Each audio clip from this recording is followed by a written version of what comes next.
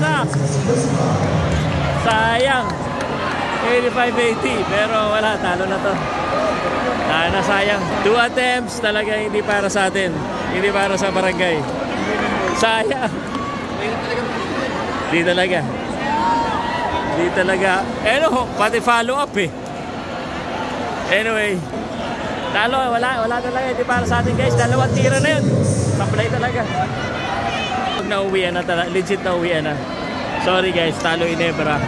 Asa good job yung Meralco Bots. Maganda yung depensa nila. Maganda yung shooting nila. Absent si Scotty. Absent din si Stanley Stan Harniger. Kaya na.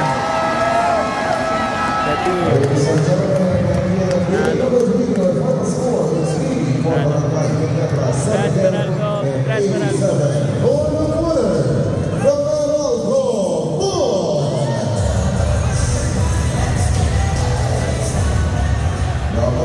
Mawi. Okay. Pag-usapan natin kung ano nangyari sa laro. Sobrang malas ng Ginebra. Si Japet Aguilar lang yung magawa. Second chance points. Tapos, ang malas si Stan Hardinger. Ang malas ni Scotty Thompson. Wala talaga. Saka ang galing ni Chris Newsom. Ibang klase Chris Newsom. Actually, yung mga steal niya gagaling din eh. Sinubukan naman ng Ginebra kaso wala ako sa stats pero like, ang pinaka nangyari talaga yung, alam mo yung lalaglag nila yung bola hindi pa lumaglag na natalo pa. So kumbaga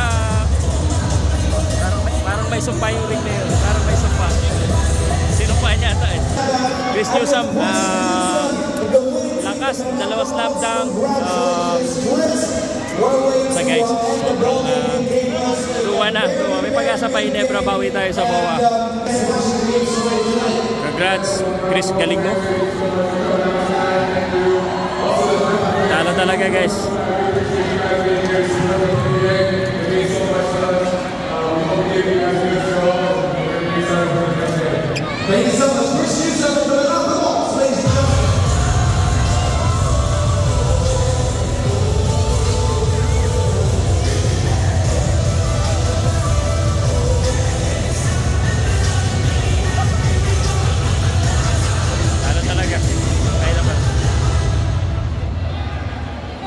Sarmiento.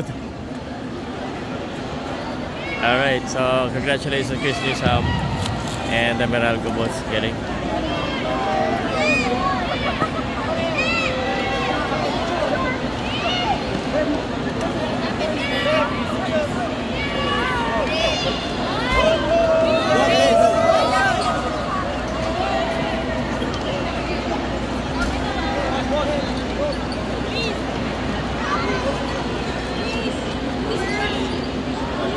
That's Chris.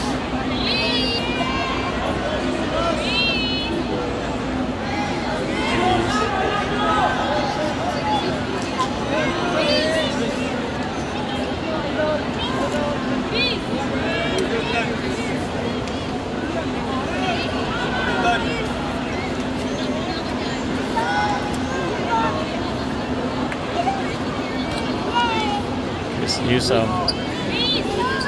Grabe.